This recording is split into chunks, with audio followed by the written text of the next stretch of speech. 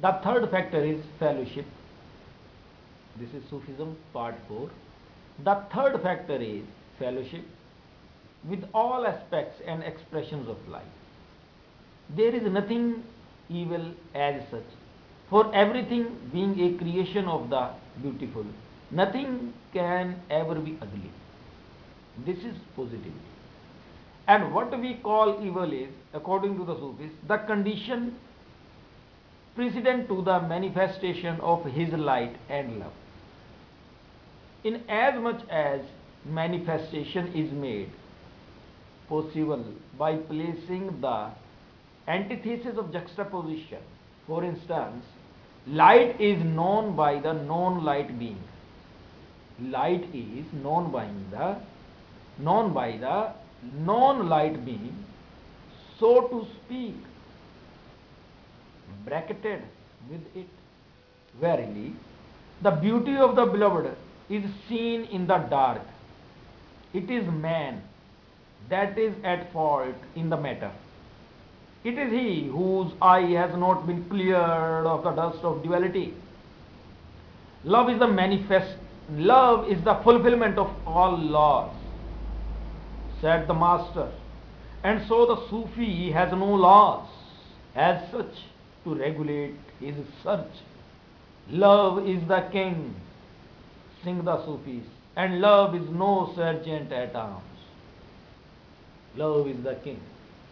The ethical or the ascetic Sufi has, however, reduced these fundamental standpoints of the Sufis to so many formulae and stations, as they call them.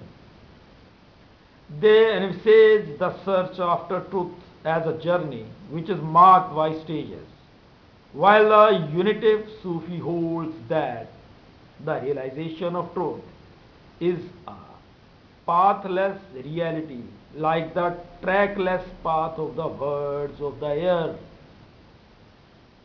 These stages are called Shariat, Tariqat, Marfat, Hakikat. In the first stage, the seeker lives within the boundaries marked out of him by the scriptures, Shariat. His ideal is the Qazi. In the second stage, he is shaken out of his self-complacency by having his intelligence quickened through the repetition of a certain mantra or sacred word. When the intelligence has become keener, the seeker is thrown into the maelstrom of doubt. That is the third stage. Eventually, when doubt has raised his castle of cards to the ground and the truth of oneness has dawned upon him, he finds his center, which is also the center of the universe, sing the Persian poet. Thou thinkest thou art but a small thing, whereas in thee is involved the whole universe. They lay stress on the purification of the self, which consists of nafs, the appetitive soul, ruh, the spirit, qual, the heart, aql, the intelligence. For they say that unless this is done, the little self will persist in accompanying the aspirant or the lover when he goes to the tryst to meet the beloved. He is my own little self, my Lord. He knows no shame, but I am ashamed to come to thy door in his company. Thus, we have two kinds of Sufis, the unitive kind and the ethical kind. The former are like flowers in the vase or vessel, placed on the altar. Rather, they are like flowers growing in the open, in sunshine, and in shower. While the latter are like the vessel on the altar, which must be scrubbed and scoured every day in order to make it clean and bright. There is, however, the third kind, which is the golden mean between the two. They follow the discipline of their own. The neophyte is asked in the earliest stages of his spiritual apprenticeship to serve his fellow creatures for a certain number of years. This helps him to keep his little self in its proper place. For as he serves, he has to keep before him the ideal, thou my brother, not I.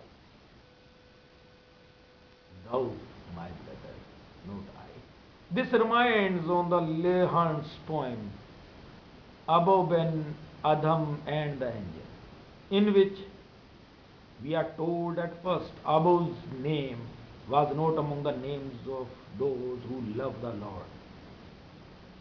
It was, however, at the head of the names of the people who love their fellow creatures. Could it be that Abu was in this probationary stage? Later on, he has to serve God while watching over his heart, for which the purpose he has to retire into himself. When ultimately he has found what may be called the rhythm of life, he once more enters on an active life. Nowadays, the two stages of service and self-collectedness are combined.